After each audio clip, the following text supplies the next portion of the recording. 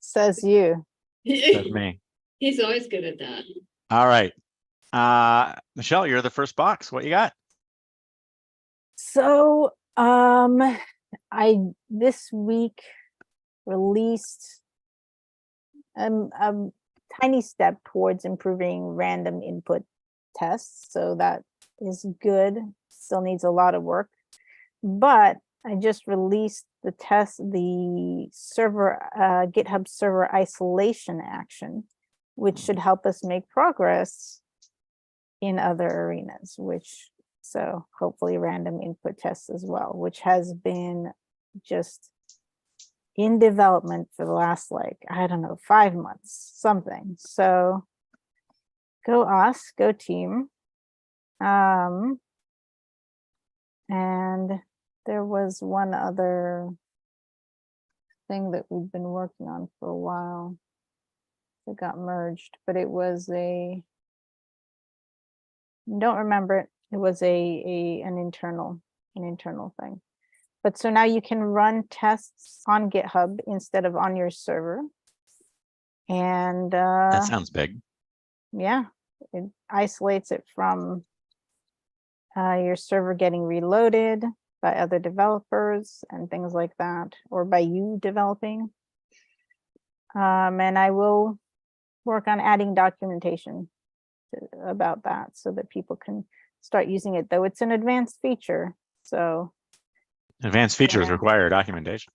Yes, for sure. I'm just saying it's it takes a different GitHub workflow. It takes some care and some experimentation, and also some awareness of the limitations of what it can do. But it's awesome. I wish Bryce were here because he put a lot of work into this as well. But I'll well, we let can him still know sing his separately. praises here. It's out in the ether.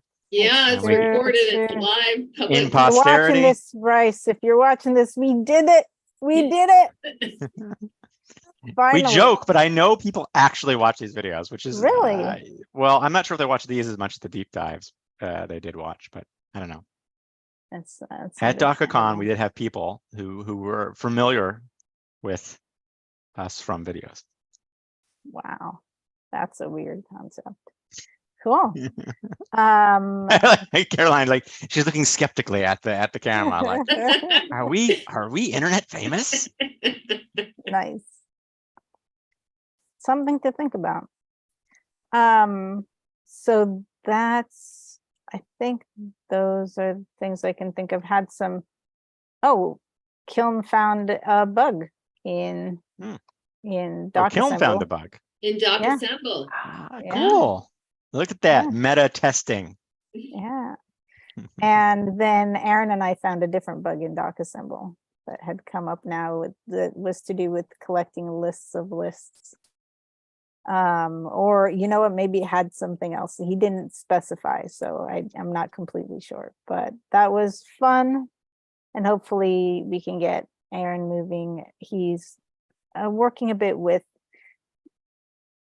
I don't know if there's anything we can do about it, but struggling a bit with the Ale income classes and kind of all the default questions, which is just, I think it's part of I think without the default questions, even if you want your own questions, can help show you how to write your own questions. Otherwise, it is very confusing as a person who's unexperienced with this stuff to be able to just whole cloth, generate the right code and the right questions. But yeah, I don't know, been thinking about that.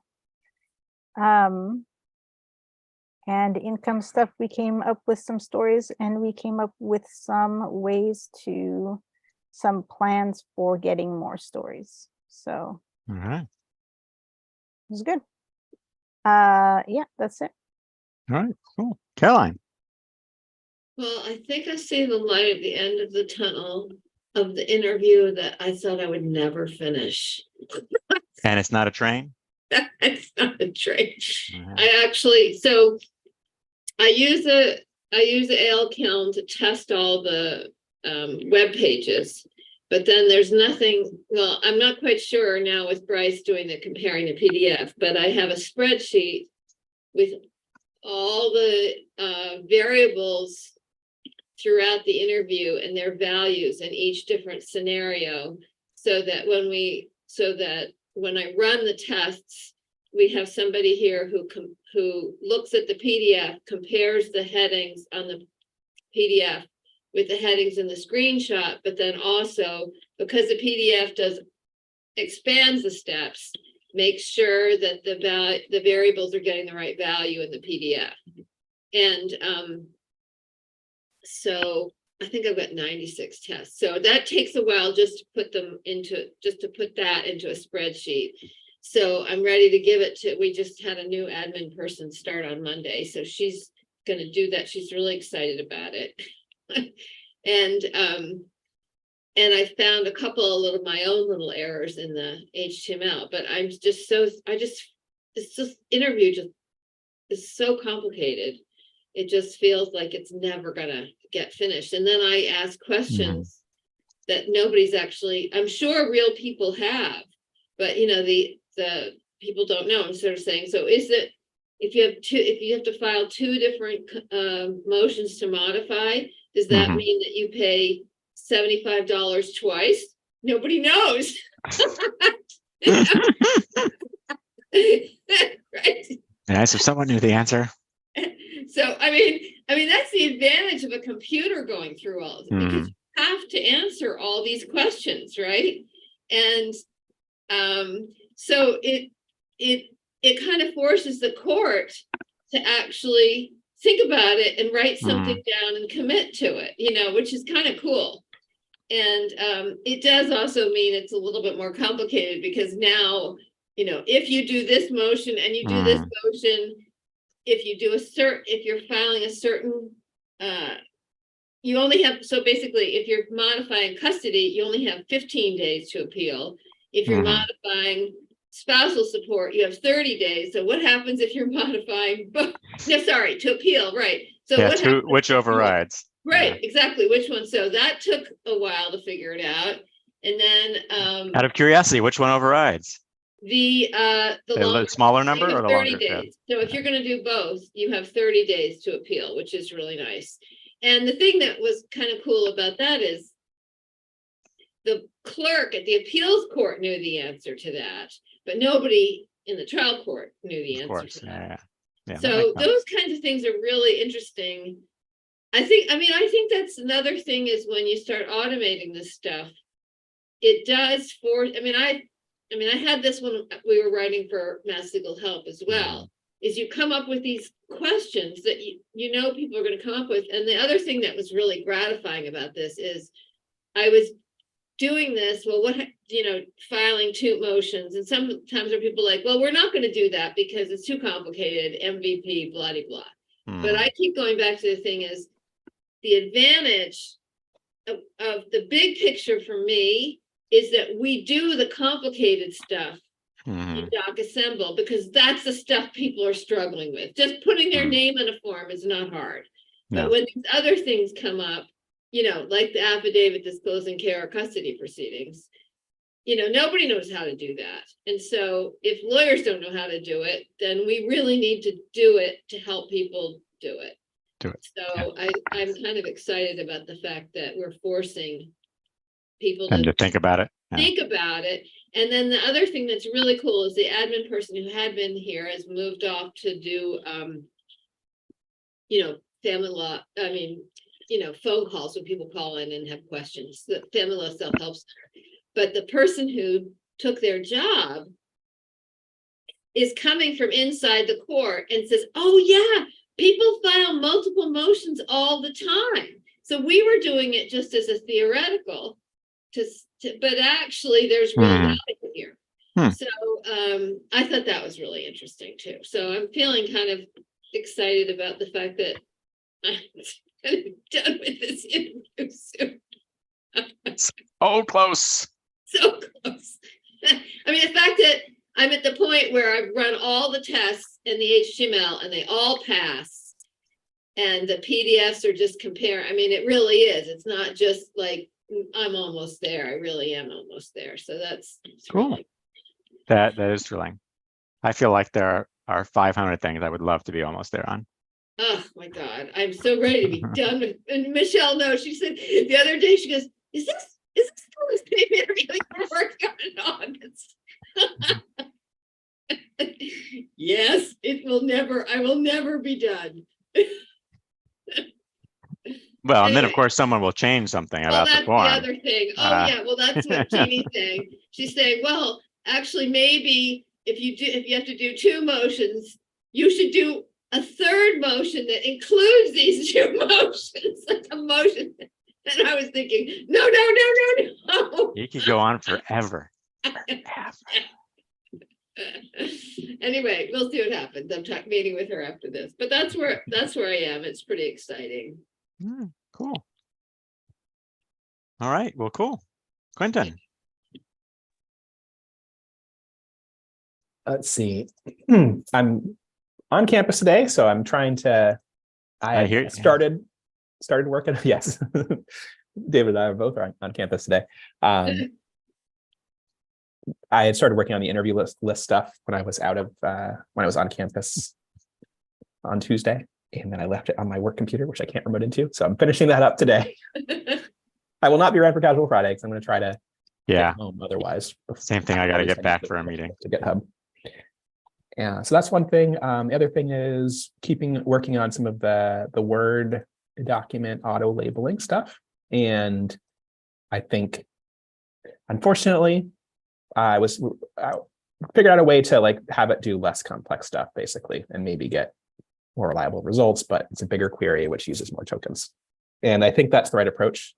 But it did not work to do that with GPT 3.5. So we still have to use the more expensive model, I think, unless we can tweak it. And maybe, David, maybe you'll have some ideas for how to do it. I always have ideas. We'll see. I'm really bad. I like to stretch the LLMs to do as much as they can do.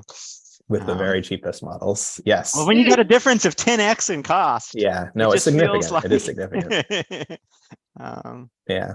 But I just like to, it's hard to go back. I have the Chat GPT Pro subscription. So I'm like, it always tries to start you out with 3.5. I'm like, no, I'm paying for it. I'm going to use GPT-4. Yeah.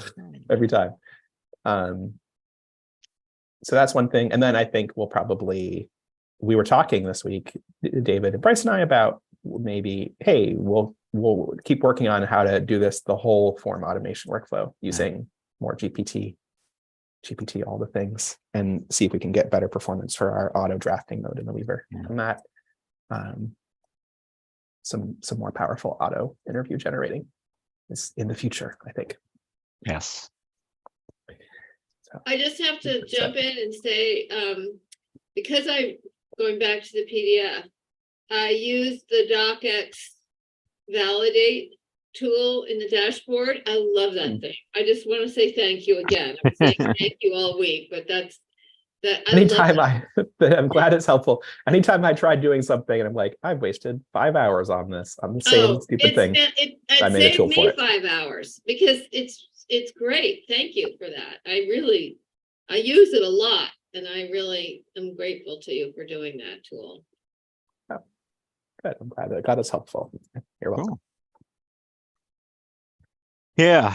Well, I guess on my end, the stuff that Quentin was talking about, which reminds me, Quentin, if we can agree upon, because one of the things we also talked about was not just the automating, but like doing like a thing we could compare against, which is just like a straight GPT help fill out a form.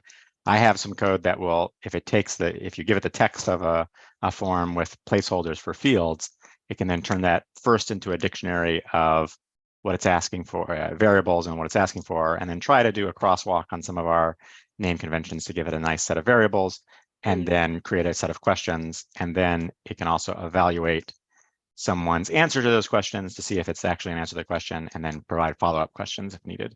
So Quentin, we should talk about what format, how we would integrate that into Docassemble front end through, like what can you pass, what can be passed. Yeah.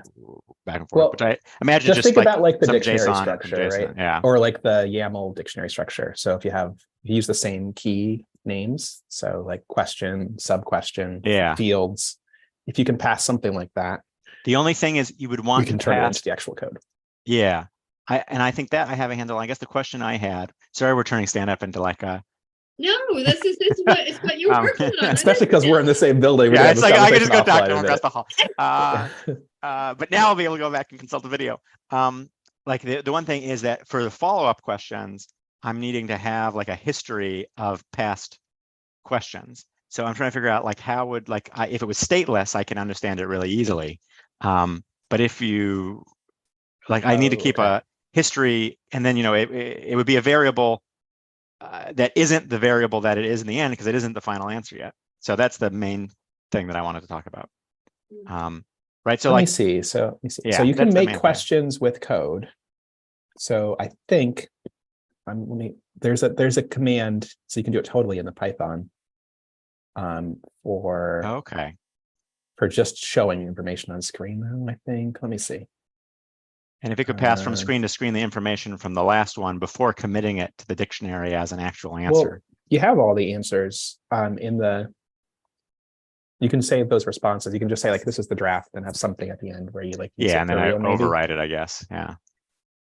I'm just trying to figure out what's the best way to Docassemble remembers everything you put into the memory of the. If you ever save it as an answer, right? Docassemble stores it. So as long as you don't overwrite the answer, if you make them unique names or like have it be indexed somehow.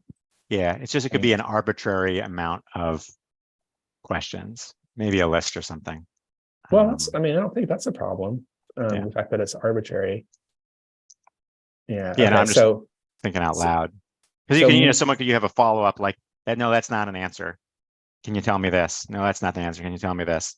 And so it's just I just need to keep a history of what it's been asking so that I could, before I overwrite the final answer. Yeah, it's a little thing store it as a list, maybe. Yeah, that's what I was thinking. And then have all of the answers be like, maybe attributes of an object in the list. And then you go through and you say, okay, well, we didn't ask that one again. Keep going through the list of answers till you get the one that was the final one, I guess. Yeah, or I guess what concatenate. I don't know.